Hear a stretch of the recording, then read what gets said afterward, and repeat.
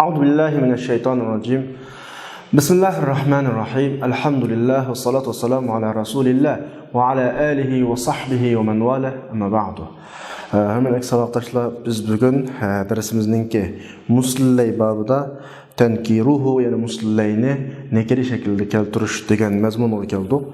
Dersni başlashdan ilgari kunlik odatimizga o'xshash ilgari darslarni qisqacha shaklda bir xulosalatmoqchi to'g'ri keladi.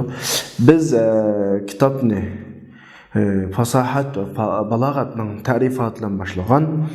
Fasohat so'z va jumlalarda topiladigan bir sifat bo'lib, so'zlarda tanafrul huruf, muhalafatul qiyas, g'arabat qatorliq 3 xil ayib nuqson topilmaganida va shundaqla jumladami tanafrul kalimat, da'f ta'rif, ta'qid qatorliq 3 xil ayib nuqson topilmaganda fasohat shakllanadi.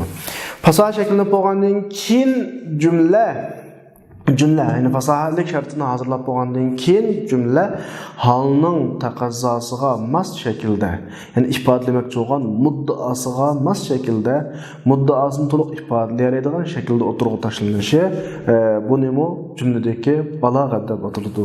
Deb kelib, shuning talabi bo'yicha biz kitobning mazmunini ikkiga bo'lgandik. Birisi ilmul maani, yana birisi ilmul bayon.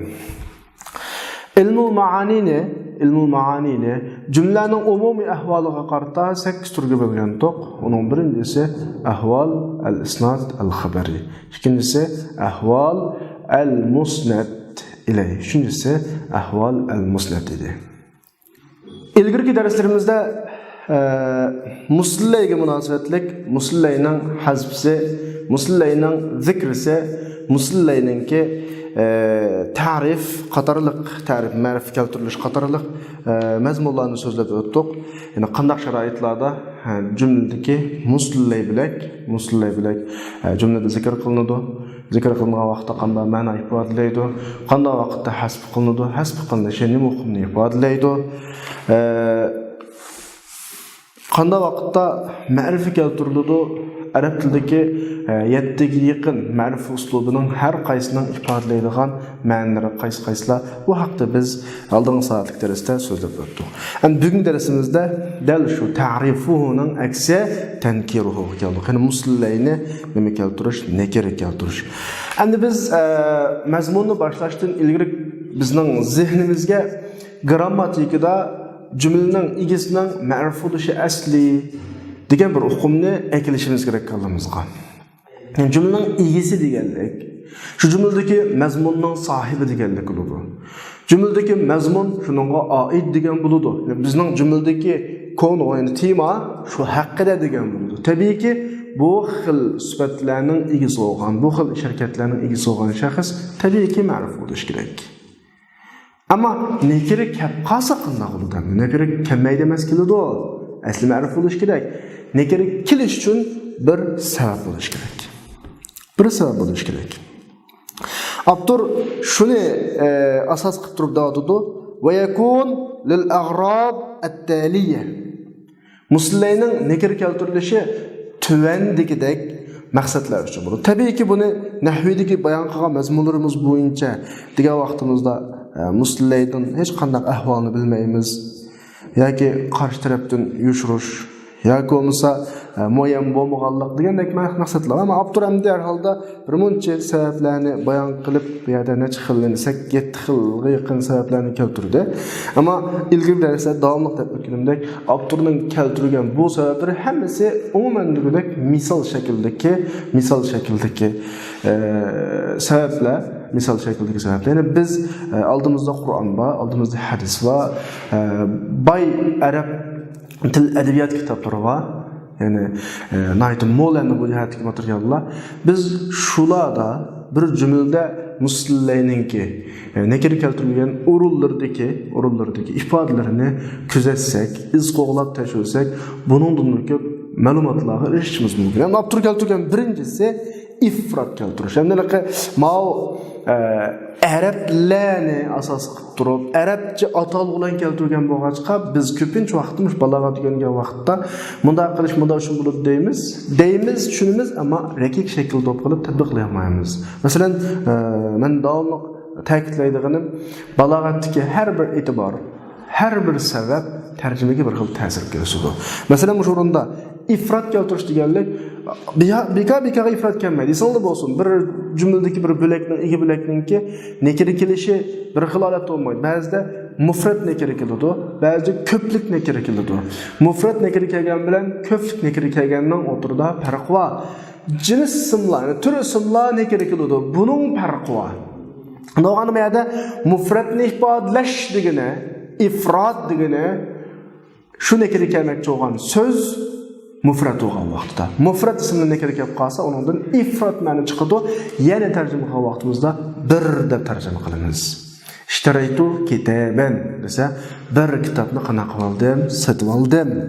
Va jaa ar-rajulun min aqsal madinati yas'a. Shaharning chetidan yurgan peti bir odam keldi. Ma'da bir degan ma'noni ifodalaydi.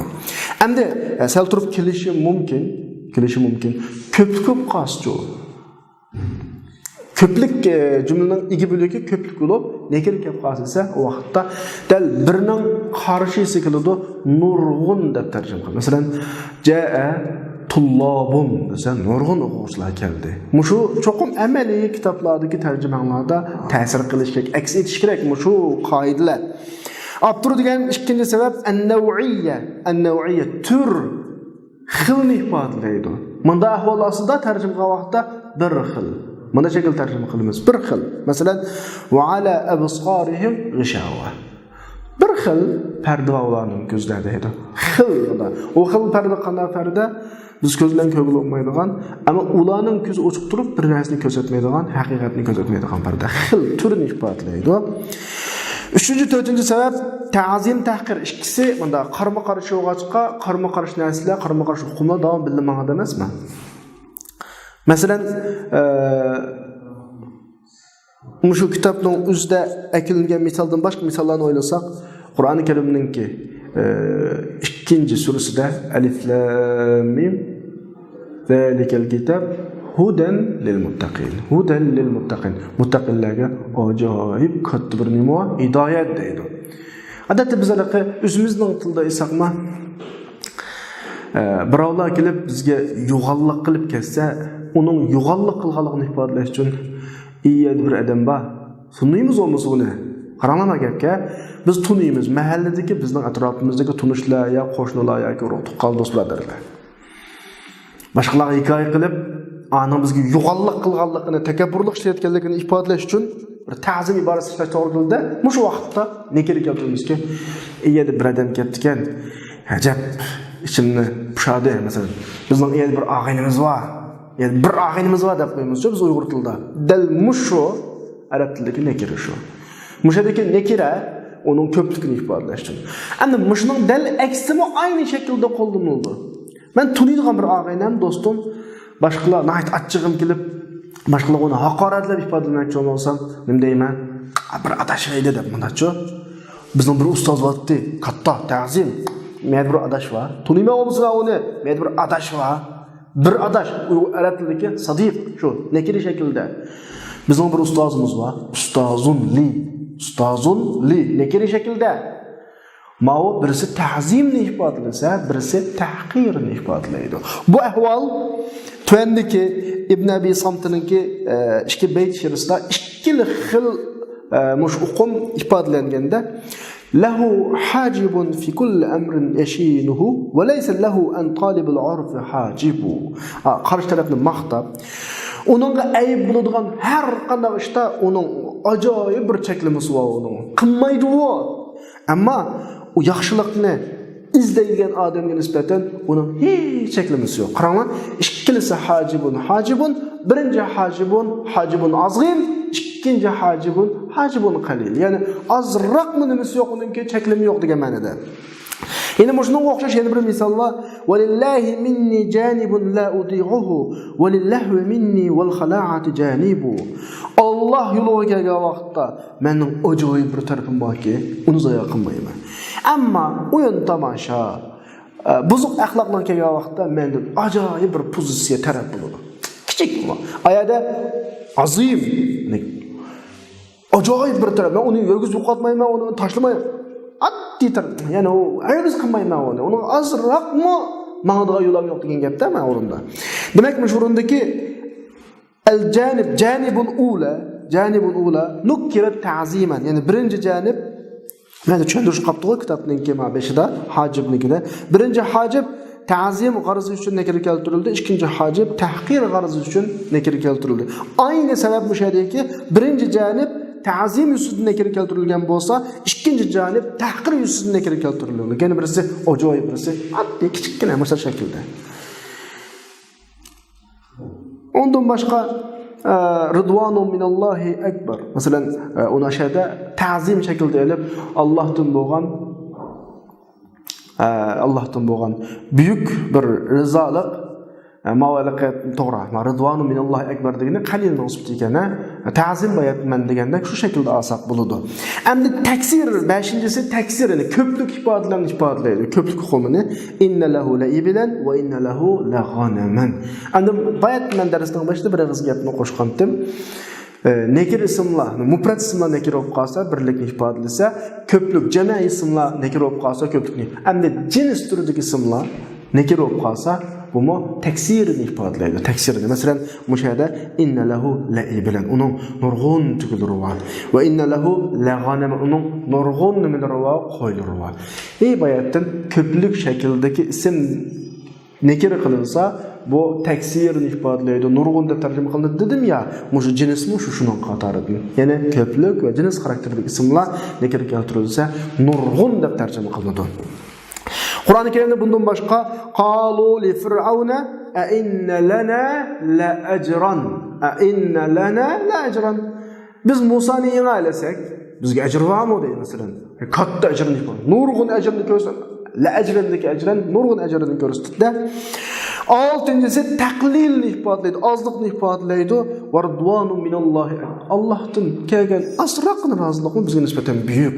Hani savoqdoshlar bu yerda hele ta'zimni ifodalaydi, hele tahqirni ifodalaydi, hele ifrotni ifodalaydi, hele taksirni ifodalaydi, hele taqlid. Bu gaplarning hammasi amaliy tarjimalarda ifodalanishi kerak. Ya'ni sizlar kitoblarni tarjima qilayotgan, oyat hadislarni tarjima qilayotgan vaqtda shuna nekir kelgan so'zga mushu uqumlarning hammasi chaqmoq tezligida kallamlarga kelib qaysi tushirmoq yerga deydigan bir uqum. Tabiiyki, sizlar jumlaning 5dan tarjima qilib kelsanglar, sizlar pishib ketgandan keyin bu o'zlashib sizlar ma'lum darajada o'zlashtirgandan keyin tabiiy qizildan chiqadi. Shunda o'zimi dastlabda taski tushiruvchi buni tatbiqiy shaklda keltirmak. Dastlabda sizlar sal qana qilish to'g'ri keladi, aslash, qalliy ko'ritish to'g'ri keladi. Har qanday bir nekir uchursa, o'ylanishinglar, mulohiza qilishinglar to'g'ri keladi. Zotim ishada biz muslimlarni nekir keltirishda bayon qilingan sabablarni qaysi va degandek bir narsalarni deyishimiz kerak. 7-si وقد جاء للتكثير والتعظيم في آن واحد. برلا وقتda hem ta'zim hem tekthir. Hem ta'zim hem tekthir degan gap shu xil kelgan nekir ismni ajoyib ko'p deb tarjima qilamiz. Buyuk ko'p deb tarjima qilamizda. Va yukadzibuka faqat kuzzibat rusulun min qablik. Ular sizni inkor qilsa siz g'amkin bo'lmang, ko'nglingizni yerim qilmang, chunki burun nurg'un katta payg'ambarlarni inkor qilingan. Qarang, rusulning o'zidan nurg'un kat degan gapni ifodalayapmizda. Shunga avtor uni izohlab zu adadin kathir va ayatin izam. Nurg'unlig'an katta buyuk nimasi bor, dalil faktlar va mo'jizalar va payg'ambarlarda mana tafsir qilyapti. Undan boshqa lakum fil qisas hayatun. Qisosda sizlarga nisbatan bir hayotlik yaratiladi. Hamma odam xohlagancha o'ltasa, xohlagancha xalqni yaralandursa, bu jamiyat qalay muqam bo'lib ketadi-da? Qisos yo'l qo'yilgandan keyin o'ltirsang o'ltirma, kassang kesma, o'ysang o'yma, qarg'u qilsang qarg'u qilma degandan keyin, cho'loq qilsang cho'loq qilma degandan keyin qarshi taraf o'zini bilib oladigan gap. Chunki o'zimi o'sha holatga, o'sha oqibatga duchor bo'ladi. Shuning bilan jamiyatda bir aminlik shakllanadi, xotirjam hayot shakllanadi. Demak, bu buyuk hayot, bu buyuk hayot. Undan boshqa Ama birisler cahiliyet vaxtida çoğrak adam ne addi adam öldürürse, adam bilen madem tamamen step qilib bir adamning bedeliga nurg'un adamni o'ldirib o'tadi. Qisas yo'l qilgandan keyin birga bir yo'l qilgandan keyin ashu nurg'un jallarning, nurg'un qallarning eqib ketishidan so'ng mag'nada hayot qanday hayot ta'zim ham takfir hayot. Nurg'un jallar saqlanib qoladi, buyuk jallar saqlanib qoldi degandek hukmda, buyuk hayot va degan gapda bu yerda nav'iyat, ta'zim va boshqa takfir hukmlarni singdirsak bir xil hayot, buyuk hayot, nurg'unlagan hayot bazılarga nurg'un jon saqlanib qoladi, buyuk mana şekilde. Endi men mushu muslimayning 5 yildan sizlarga eskartgan esingizda bo'lsa, bu bizning bayon qilayotgan bu holatlar, ma'rif keltirish, nakir keltirish, bu holatlar muslimaga ham xos emas. Inshaalloh musnatda shuni aynısını so'zlaymiz. Mutaallaqatul fil bo'lgan jumlaning boshqa bo'laklarida mayli u maf'ulun fi'lni qanday yo'sin chiqib jumlada keladigan har bir bo'lakda biz so'zlayotgan hazfuhu, zikruhu, taqdimuhu, ta'khiruhu so'zmoqchi bo'lgan, so'zlab bo'lgan ta'rifuhu, tankiruhularning hammasi qanday ishlaydi. Shunga men ba'zi misol keltirsam, muslimayning boshqa jumlalarni keltirdim tabiiyki. Muslay emas bu da qolgan bo'lishi mumkin. Chunki hammasiga ma'noda bu. Abdur mushu nuqtada mishani ifodalab davatidi. Muslayning g'ayrini ifrat yoki nav'iya uchun nakir keltirgan misollarning biri. Sedab shuni misol keltiryapti. Masalan, yuqorida nakir keltirish ifrat uchun, nav'iya uchun, takfir uchun, ta'zim uchun, tahqir uchun, taqlil uchun dedik. Nurg'un gaplarni qildik. Mushularning hammasi bir misol shaklida keltirilgan hukmlar. Mushu hukmlar muslayning g'ayridan topiladi. Masalan, vallohu xalaqa kulla dabbatin min ma'. Dabbaning üzümü nekira, ma'ning üzümü nima nekira. Bo'pti, dabba kulli bilan bu ko'plikni ifodalaydi deb qaralsa, lekin ma aniqla nekirda bu yerda. Ya'ni ma'ni biz qanday shaklda olsak bo'ladi? Masalan, naviy olsak, har turdagi jonliqlarni har turdagi sudni yaratdi. Takfir olsak, nurg'un jonliqlarni nurg'un sudni yaratdi. Masalan, shuni olsak bo'ladi masalan. Ta'zim uchun kelgan misali fa'zanu bi harbin min Alloh va rasulih. Sizlar Allohning rasulining kelgan buyuk bir jangdan birini bilib qo'ying. Oldinda Allohning rasulining jangiga qirdigan. Sizlar bu jazoni dininglar, o'zingni bilib olinglar. Buyuk jang bu. Azim, harbin azim ma'nosida, ya'ni tahqir uchun kelgandan misol, ammo bu yerdagi mayli ma dabba yoki harb bo'lsa hech qaysi muslay emas masalan. Tahqir uchun bo'lgandan misol Alloh subhanahu va taolo'niki inna zunnu illa zannan.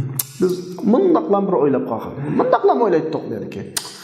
Shu u qiyomat bo'lmaydi bu. Fa'amtarna alayhim matara. Biz ularga azroq qani bir narsa yaqdidik deydi. Ular azroq qani yaqdidik halak bo'lib ketdi degandek ma'no. Demak, ularga e'tibor. Digüçünün mutakallimning shu jumlani degan mutakallimning e'tibori mushu xil e'tiborlarni asos qilib turib, anikin jumlada ma'lum so'zlarni, ma'lum bilaklarni, ma'lum muslay olsun, musnat olsun, yoki filning boshqa mutaallaqatlari olsun, shu xil shaklda keltirdi. Bizni shu xil e'tiborlarning hammani zehnimizda saqlashimiz kerak, jumlalarni ifodalashimiz kerak. Cho'qim birisi to'g'ri chiqadi va birisi moslashadi. Yani 5-incisi muslayga münasibetlik ahvallardan 5-incisi vasfuhu. Hemen bilimiz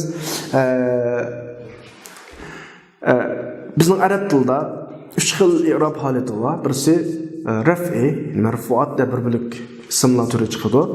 Ikkinchisi nasbi, mansubat deb 10-chi ismlar tizimligi bor. Yana birisi jar, majrurat deb 2 turli ism bor.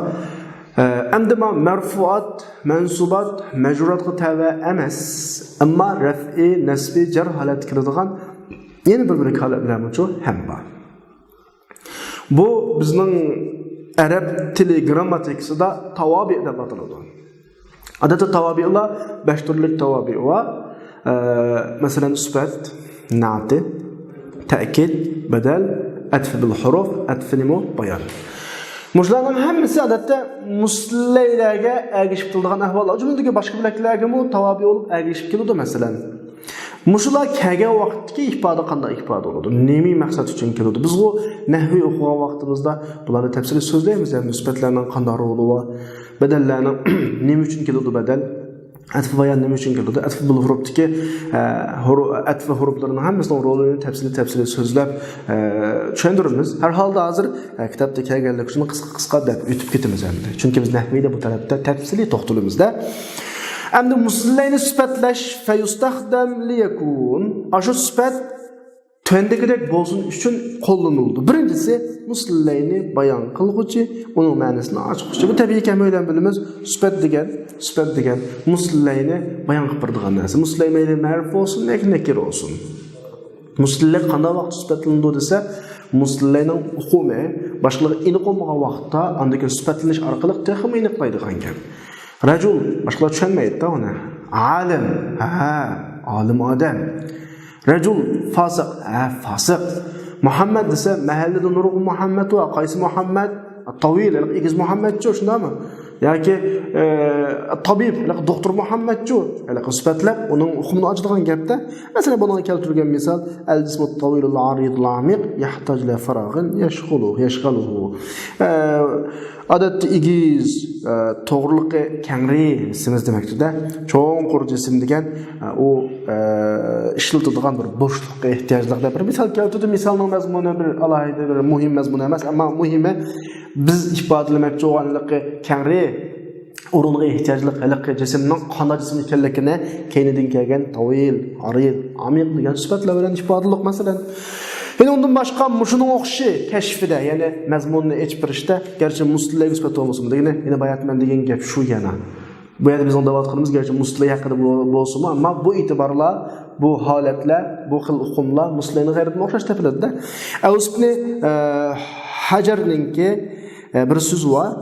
Yani Fuzalat ibn Kaldaga o'qigan marsiya o'qigan bir qasidasidan kelgan al-alma'iyyu allazi yazunnu bika az-zann kan qad ra'a wa qad sami'a deb misal keldi Abdurmishada ya tahqiq qiluvchidan kelib chiqqan xatolikmi yoki Abdurdan kelib chiqqan xatolikmi muslilayga sifat bo'lmasmi, ya'ni muslilaydan boshqa sifat bo'lmasmi deb keldi, ammo kitobning o'zida keltirilgan bu misol da muslilayning sifatidir. Masalan, zirak adam degan qanday odam desa, u sizni al-alma'i zirak allazi ushunda bir odam ki siz haqida bir o'y gumonlarda bo'ladi, xuddi u sizni ko'rgandek, xuddi u sizni anglagandek. Ya'niki allazi degan sifat al-ma'iningki umum ahvolini bizga aytib berdi ya. Mundaq odam zirak, men zirak deb irada qilmoqchi odam, mundaq odam deb. Ammo bu muslimayning sifati tabiiy. Muslilay emas degan emasmi bayotda? Yani muslimayning sifati, muslilayga sifat olgan misol keldi. Yani unda misollar boshqa yerdan uchratsaqmi bo'ladi. Bu sifat keltirishning birinchi sababi misol sifat. Ikkinchisi sifat muslilayni xoslig'icha bo'ladi. Qanday xoslaydi desa, bir necha odam bor, shu o'xsha ma'rifi bo'lgan muslilay bo'lib. Bu bir necha odam masalan bizning yurtda bir necha zayd bor. Mesela fasık zeyt var, tacir zeyt var, doktor zeyt var. Birisi zeyt dese okunmaslık mümkün. Şunu bir haslap davat edu. Zeydut taciru ayndana. Zeydut taciru ayndana. Yani bu nimege ihtiyacı qo'ygan vaqtida, izohatga ihtiyacı qo'ygan vaqtda taxsis rolini o'ynaydi. Chunki tacir demasa boshqa zeyt qilish mumkin. Yoki madahan degani hamma odam biladi u sifatni. Muhammad ismli birisi keldi, Zeyd ismli birisi keldi. Bu Zeydning olim kishi ekanligini, o'lima kishi ekanligini hammadan biladi. Shunda olsa-mu Zeyd damollam keldi deb damollamni qo'shib qo'yamiz. Bu nima uchun? Madhiya uchun. Ja'ani Zeydul alim deb. Yoki sukash uchun hammadan biladigan sifatdan birini qo'shib qo'yish sukash uchun bo'ladi-da. Ja'ani Zeydul jahil deganga o'xshash. Haysu yata'ayyan degani mushu sifat demasakmi muayyan amaliyotda. Hammadan biladigan bir sifat. Haysu yata'ayyan, yani muayyan bo'lgan bir holat bu yerda. Mana bu yerda mavsuf sifatni tilga olishdan yata'ayyan muayyan amaliyotda. O'ziyatning kim ekanligini biladi hammadan, olim ekanligini. Maziyatning joyli ekanligini biladi hammadan. Bilgan yerda deganlik nima bo'ladi? Madhi yoki zan uchun bo'ladi. Bilmagan vaqtda, uqolmagan vaqtda deyish ya kashf bo'ladi, yoki bo'lmasa muhassis bo'ladi, izohlash uchun bo'ladi. Ondan başqa ta'kidlash uchun sifatlar keladi. Yani so'zning o'zidan shu xil hukm chiqadi, ammo sifat kelib, shu hukmni texmi ta'kid. Masalan, amsilda bir kan yawma azim. O'tgan tunugin bak katta kun oldu juma. Ajoyib kun oldu juma. Tunugin degan o'tgan oldu tabii. Tunugindan keladigini yo'q. Bu yerda dabirni akilish ta'kidlash. Unda Qur'oni Karimga qarasak, tilka asharatun kamila. To'liq 10 kun desa, 10 kun olgandan keyin 10 kun degan to'liq 10 kun bo'ladi uni. Kamila akilib qo'yishi qanday qilish ta'kidlash uchun. Bir kunni kun deyishni 24 soat o'tish kerakda. 10 kun deyishni 240 soat bo'ladi. Shunda bo'lganligi aniq tursin, yana keyin kamila akilib qo'yishi qanday qilish uchun ta'kidlash uchun-da. Ma'u yuqoridagilarning hammasi sifatning rollarining misollari. Endi va tavkiduhu, ya'ni muslayni ta'kid keltirish. Men bayatdan dedim-ku, muslayning jumladagi rollari oyoqlashgandan keyin asli i'rob holatidagi masala oyoqlashgandan keyin tavobi holatiga kelgan to'q. Ya'ni muslayga ergashtirilgan sifatlar nima uchun keladi? Muslayni ta'kidlash, muslaydan badal olish, muslayni qana qilish, atf bayon qilish, muslayga harflar bilan atf qilib kelish. Ikkinchisi tavkidu, muslayni ta'kidlash. Bilasizlar, arab tilida ta'kid ikki xil bo'lib, ta'kid ma'naviy va ta'kid nimo lafziy. Ta'kid ma'naviy va ta'kid nimo lafziy ikki xil bo'ladi. Ta'kid lafziy deganimiz ayni shu lafzini qayta qanday qilish, takrorlash bo'ladi. Ja'a Muhammad. Ja'a Muhammad degandek. Bu asosan buningdagi maqsad ta'kidlash. Shu ma'noni ta'kidlashdan boshqa hech qanday maqsad yo'q. Alohida bir maqsad iroda qilolmaydi-da. Shunga chiqib turib, bu yerda asosan uning gapini baqib ketmay, ta'kid ma'naviga yetib davotadi. Va yakunu lit-taqrir, muqarrarlashtirish, ya'ni ma'noni qanaqa qilish, bekitish. Misolni keltiramidatda bunga. Nimishqa bayat men tilga olgan ta'kid lafzining misollari va intayin ko'p. Buning asosliq roli shu. Yoki majozliq vahmisini dafi qilish, yoki sahvallik vahmisini dafi qilish. Buni degan gap desa, ba'zi gaplarni desak, qarish tarafdagi kishilar bizni majozga qo'yadi. Amaliyot unda emas deb tushunishi mumkin. Yoki xatolashib qo'yadi deb tushunishi mumkin. Ta'kidlash orqali shu vahmini qana yo'qtimizda. Men palon bilan kurashdim deb boshqalarni xiyolg'im keltirmaydigan katta buyuk odamdan birining ismini tilga olgan bo'lsam, shu kurisi shu ya xizmatkor bilan kurashgandi, yoki ishxonasi qolgandi, nafsuhu. Uzulan kurashdim desa, unda emas. Uzulan kurashdim men. Yoki da'vat qandam deb xatolashib unda kurashmasmi degan bo'lsa, yo'q, uzulan kurashdim degandek bir xil ya majozlikning yoki sahvallikning vahmisini qanday qilish, dafi qilish uchunmi ta'kidlanadi. Masalan, tirnoqning ichidagi shu tavahhum, tajovuz aw sahv deganning nimasi izohat. Ya'ni muxotab mutakallim bir sahvallikka tushib ketdi, xatolik yoki majozlikka tushdi deganini vahmi qilib qomusin uchun, o'ylab qomusin uchun ta'kidlaymiz. Zayd nafsuhu zaran al-yawm. Zayd meni bir yo'qlabdi ekan desa, Zayd degan katta odam, cho'ng bir ya, uni vaqt yetmaydigan bir cho'ng odamda, uni yakila deb o'ylamaymiz, u odam nerda, odam nerda, ikkisining farqi bak cho'ng hamdi. O aldirash bir adam. O kamaydi avvalsin shu xizmatchilarini yoki qo'l ostidagilarni bir kurab kelinglar deb. Yo'q, nafsuhu o'zi keldi degandan keyin ular men majozlik yo'q, o'zi keldi. Yoki xatolashib qolgandir. Yo'q, o'zi keldi deganda xatolikni vahmisini dafi qilish. Yoki shumul emaslikning vahmisini dafi qilishki, bugun saboqdoshlar kelibdigan uyga desa, tabiiyki o'ylaymizki, o'ylagan qadam kelmaydi-da. Bunun saboqdaşı 20-30 saboqdaş olsa qanday qildi? Xayolimizda 4-5 saboqdaş o'ylaymiz ya. Ashuni dafi qilishni ya kulluhum jaa zumalai kulluhum saboqdaşlarımdan hammasi keldi deb kul orqali aytdiki adam shumul vahmisini qanday qilish dafi qilish. Demak, bu maqsadlarni biz bir ta'kidlab o'tamiz-ku nahviy darslarimizda nayz tafsiri ma'ni tarjimalar bilan billa qanaq bo'lgan, tushuntirib bo'lgan. Shuni bu yerni tezroq ketamiz saboqdaşlar. Ondan keyin bayanuhu, yani atf bayan demekçi. Endi grammatik içlav olsun, balagh içlav olsun, şu atf bayan bilan badalini ba'zileri ko'pinchilari ikkisini bir deb qaraydi. Bu ikkisiningki ajzil, night inchga farq qilgan taraflari bor. Badalda mabdul minhu, yani mubaddal minhuni amaldan qoldirish mumkin, asdan chiqarish mumkin, e'tibordan saqit qilish mumkin. Ama atf bayanda mubayyan bayon qilinuvchi e'tibordan qolmaydi. İkisining farqi shu. Bayon e'tibordan qilish, e'tibordan qolmaslik shu farq va boshqa farq yo'q. Ammo badalni tushunishda normalda biz bir gapni deb bo'lib, shu gapimiz ma'noni to'liq ifodalab beramiz, ehtimoli bo'lgan yerda yana bir so'zga almashtirish badal bo'ldi. Ya butun almashtiramiz.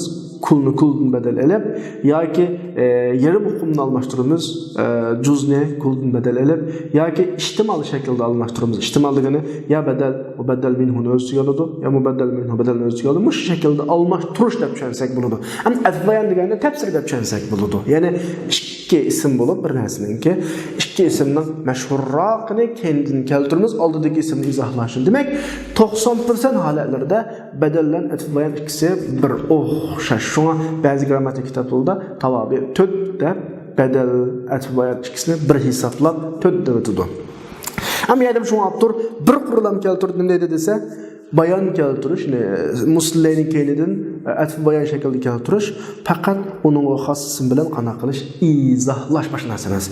Qadima sadiquki Xolid. Ana mush misalning aynisi bedelga misol olaydi. O'shadagi Xolidni sadiqqa misol qilib keltirdi, bedelni misol olaydi. Asli to'g'risi, bu yerda keltirilgan to'g'ri misol bir şeyinki ikki isminin danlaqroq, ma'rufroq bo'lgandan keyin, masalan, bir odamning bir ismi vatun olmagan, keyindan hamadan utunilgan yer bir ismi Abdullah. Balkim Madinadagi o'z vaqtidagi 4 Abdullahning qaysi bo'lishini emas. Ibn Abbas kelgandan keyin ma'at bayon bo'ladi. Yoki Qama Abu Hafs, Umar Abu Hafs, Madinada 3 Abu Hafs bor. Umar degandan keyin Umar Abu Hafsga qaragan vaqtda nimroq tunishliqroq. Manda akilisa, bak to'g'ri ish deb o'ylayman endi. 8-incisi Muslimlardan bedel elish. Men bedel elishni hozir tushundirdim. Bir sözning o'rniga yana bir so'zni almashtirish degan ma'noda. Ya butun almashtirdi, butun hukmni, ya yarim hukmini almashtirdi yoki o'ziga olgan va o'ziga ilingan shaklda almashtirdi. Bedel elish taqrirni ziyoda qilish uchun bo'ladi. Taqrir degani ma'noning muayyanligini ziyoda qilish, taxmin muayyanlashtirish. Ja'a Muhammad, qaysi Muhammad o? Ahu muayyanlashdi. To'liq. Ma'o bizning grammatikada badalul kul minal kul bo'ladi. Birinchi misol dal badalul kul keltirilgan misol. Ja'ani Zaydun axuk shu. Ja'al qawmu aktharuhum akaltul khubza nisfahu. Qavm kishilar keldi desa, bir ma'no jihat aniqlanmay qoldi-da, aktharuhum degan ha muayyanlashdi. Akaltul khubz non yedim, muayyan emas, nonning hammini yevatgan yarimiga. Nisfahu muayyanlashdi. Taqrir degani shu. Suliba amrun thawbuhu. Amr soldirildi. Pulusimi, mashinasimi, thawkimimi. Thawbuhu degani muayyanlashdi. A'jabani Muhammad. Muhammad buni hayron qoldirdi nimasi? Ilmuhu muayyanlashdi. Demak, badalning maqsadi mubaddal minhu bilan ado topmagan ma'noni muayyanlashtirib, taxmi qana qilish, uchuq taxmi ro'shan ifodalash uchun badal ilinadi. Bu badalning roli. Biz bu ma'noni yana nahviy kitoblarda tafsili bayon qilib bo'lgan. 9-incisi atf harfi keltirish, ya'ni muslimlarga ma'lum bir o'ziga o'xshash bir bilakni atf harflari bilan qana qilib keltirish, atf qilib keltirish. Ana mushakka vaqtda biz asroq to'xtalamizda. Arab tilida 10 ga yaqin atf harfi bor. Bu atf harflarininki bog'lash harflarining har birisining o'ziga xos alohida ma'nolari bor. Masalan, buningdan vovni olsak, vovninki roli o'zining ilgirki muslimlar bilan, o'zidan keyingi mustat bilakninki mutlaq ma'lum bir sifatda. Nisbat degani bu yerda qanaqdir sifatma sifat emas, sharkat demakchi. Ma'lum bir sharkat, ma'lum bir nisbatda o'rtoqlashganligini ifodalaydi. Na buning ilgiri, na keyin, na yuqori, na tuvalligi va faqat o'ziga olmaydi buni. Ja Muhammad va Ahmad desa, masalan, bizning ma'unusqa Muhammad bilan Ahmad keldi desa, Ahmad oldingi yil kelgan bo'lishi mumkin, Muhammad 2 yil keyin kelgan bo'lishi mumkin, ikkisi birga kelgan bo'lishi mumkin. Bu ma'nolar bu faqat o'ziga olmaydi bu ma'nolarni. Eson bo'lsin. Buning faqat roli chiqib mush maktabga Ahmad bilan Muhammad ikkisi kelib o'qiyotdi degan ma'no ifodalaydi. Ishtaraytu al-kitab wal qalam bilni sotib olgan bo'lishi mumkin. Ayrim-ayrim ish qilib men setavelish degan o'qimda kitob bilan qalam bor, sotib olgan narsalar ichida. Buni mutlaq jami' qilish bo'lar. Bu shu bilan atf qilgan musnad musla yoki musla olsun, musnad olsun atf qilingan bo'laklar o'tirisida maydonga chiqadigan o'qim. Masalan, fa'ga kelsak, fa ikki bo'lakning ma'tufun alay bo'lak bilan ma'tuf bo'lakninki ishtiroklikni ifodalaydi bir ish harakat bir sifatda. Ammo tartib bo'turda fa'nin ma'tufun alaysi ilgari, ma'tufsi keyingilik, lekin bittaqib keynidillogilik bila muhla o'tirdi vaqt yo'q. Dakhala Muhammad fa'am Muhammad kiribla amr kirdi. Ya'ni ikki muslimlar, yana birisi muslimlar, birisi unga tabi emasmi? Mush ikki shirkatning sohibi aqidin kirdi. Ma taqibni ifodalaylik o'tirdi vaqt yo'q. Summa fa'lan o'xshash ma'nosi bor, lekin o'tirdi muhlat bor. Mayli muhlat 1 minut, 1 soat, 1 kun, 1 yil qanchalik bo'lsa, masala yo'q. Ya'ni summaning ma'ni roli ma'tuf bilan ma'tufun alayning o'rtaqligining o'tirdi muhlat bor. Hatta harfi atf bo'lgan vaqtda hattaning harf jar bo'ldigan yerlar bor. Harfi nasb bo'ldigan yerlar bor. U yerda ma'nosi boshqa. U yerda ma'nosi boshqa tabiiyki. Ammo harfi atf bo'lgan vaqtida ma'tufun alay bilan ma'tufninki darajasiningki bir emasligini. Ma'u ma'nodan cho'ng, ma'u kichik. Ya ma'u kichik, ma'u cho'ng. Ma'u kuchlik, ma'u ojiz, ma'u qir, ma'u yosh degandek ilgirkilikni ifodalaydi. Dal hatto kelgan tavlada tabiiy. Masalan, hammaylar yordam qildi, hattoki o'quvchilar ham yordam qildi desa, odatdagi bilan o'quvchi iqtisodiy jihatda o'xshamaydi prinsipga. O'quvchilar tabiiyki iqtisodiy jihatda tuanda mushulmi yordam qildi deb, ma'ulning tuan iqtisodiy jihat, ma'ulning yuqori ekanligini, mushu yuqori tuan hammasi yordam berdi degandek bir hukmni ifodalaydi. Masalan, hatto undan keyin kelsak, lakin bilan bal, lakin odatda manfiy jumlalardan keyin kelib Aşı menfi hukmni o'zidagi jumlada yo'q qiladi, ya'ni musbat hukmga aylantiradi. Bal menfi jumladan keyin kelsa, o'zidagi jumlada musbat hukmni ifodalaydi. Ammo menfi hukm bo'lmay musbat hukmdan keyin kelsa, bal o'zidagi jumlada musbat ma'noni ifodalaydi. Ilgirki jumlasini amaldan qoldiradi. Uni inkor qilmaydi, amaldan qoldiradi. La shu keyingi jumlani o'zidagi hukmni inkor qilib, ilgirki jumlani xoslashtirish bo'lmaydi. Demak, mushunga o'xshagan bir rollar bor. Mushu rollarning hammasi, mushu hukm ma'nolarining hammasi, mush tarjimalarning hammasi atfa harf uslubi qo'llanilgan jumlalarda ifodalik, gavdalik shaklda qanday qilinish kerak? Tarjima qo'shib tarjima qilinish kerak-da. Abtur davomida yakun atf qilish, mustallayni qisqalik bilan tafsiliy bayon qilish. Bir hukmning ikki mustallayi bor. Kirdi mayaga hozir madrasaga kirdi. Kirish degan ish harakat bir necha yildan yuz berdi. Ahmad mi kirdi, Muhammad mi kirdi, Bakr mi kirdi? Buni jaa Ahmad, jaa Muhammad, jaa Bakr degan olmaydi endi. Deymiz jaa Ahmad va Muhammad va Bakr. Va ularlar hamma hukmni ifodalaymiz. Bu birinchi sabab bo'lsa kerak, birinchi sabab. Jaa Zayd va Amr degan o'xshash yoki muslayni tafsiliy bayon qilish yana qisqalik bilan. Jaa Zayd fa Amr aw thumma Amr. Ham qaranglar, ikkisi o'xshash gap yana. Voda faqat ilgirkilik masalasi e'tibor qilinmagan, lekin mayada Zaydning burun kelganligi, Amrning keyin kelganligi, yoki Amrning xilala keyin kelganligi, yoki Xolidning eng ojiz turib, yoki ma'maydigan turib, yiroq turib, kishilarga o'xshash kelganligi qatorliq o'ziga olgan hukmlar ifodalanib keladi. Agar bu hukmlarni mushu harflar bilan, atf huruflar bilan ifodalanmasak, hali kuchkida unga ayrim jumla tuzish to'g'ri o bir ish o. Yani şundaqla atf qilish, samiyani to'g'riga qaytarish g'arz shundagini bayatman dedim ya. Ballan lakinna manfi jumladan keyin kelib qolsa, shu hukmni keyingi jumlasida o'zgartirdi deb. Aslida jumla xato etdi, qarshi tarafga nisbatan qarshi taraf men to'g'ri tushunib olsin degan shaklda, ya'ni balki lakin degan manda shaklda qo'llanadi. Masalan, jani Zaydun la amrun, Zayd keldi, amr emas, xato tushunib qolmang, taqsisni qasd ifodalaydi. Yoki hukmni bir hukmga o'zgartirishga jaa Zaydun bal amr. Zayd keldi, o yo'q, amr keldi juma. Zaydning kelganligi bu yerda faqat e'tibordan qoladi. Keldi kamida hukm chiqmaydi ma o'rinda. Majani amrun bal Zaydun, amr kamida. O yo'q, Zayd kamida, amr kamida emas. Ani inkor qilib mayaga yutadi. Yoki shak bo'g'anliq uchun yoki shakl tashlash uchun masalan av degandek. Demak, men bayon dedim ya saboqdashlar, ondan harfning hammasi o'zgarishliq bir o'z oldiga bir ma'no va buni nahv kitobida bayon qilgan biz shu ma'nolarni jumlalarda aks ettirish ifodalash uchun mustallayga va yoki musnatga va yoki jumladagi har qanday bir bo'lakka yana bir bo'lak, yana bir so'z qanday atf qilinadi. Bular cümlede qo'llanishning asosiy sabab maqsadlaridan birisi. Buni shu nahviy kitoblarda shu atf huruflarning ma'nosini uzluksiz tadqiq qilgan vaqtda har bir so'zning birdan ma'nosi va o'ziga xos va qo'llanilgan talablari va shuni o'zlashtirgan vaqtimizda tabiiy bizda bu hukmlar paydo bo'ladi. 10-si muslayni fasli keltirish degani amalan bilamiz muslatlan muslayni o'tirda bir gap qiladigan fasl zamir bor. Fasl zamir. Ulaika ala hudan min robbihim va ulaika humul muflihun. Innalloha huvar razzaq. Innalloha huvar razzaq ki huwa. Ulaika humul muflihun deki hum.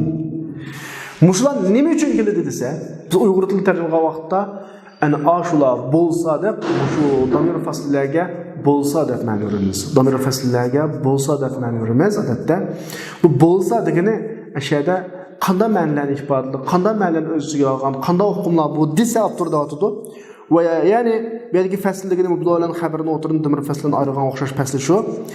Va yakunu fasluhu ila muslayni pastli qilib keltirish, ya'ni damir fasl bilan agashtirib keltirish shu muslayni musnatga qana qilish, xos qilish.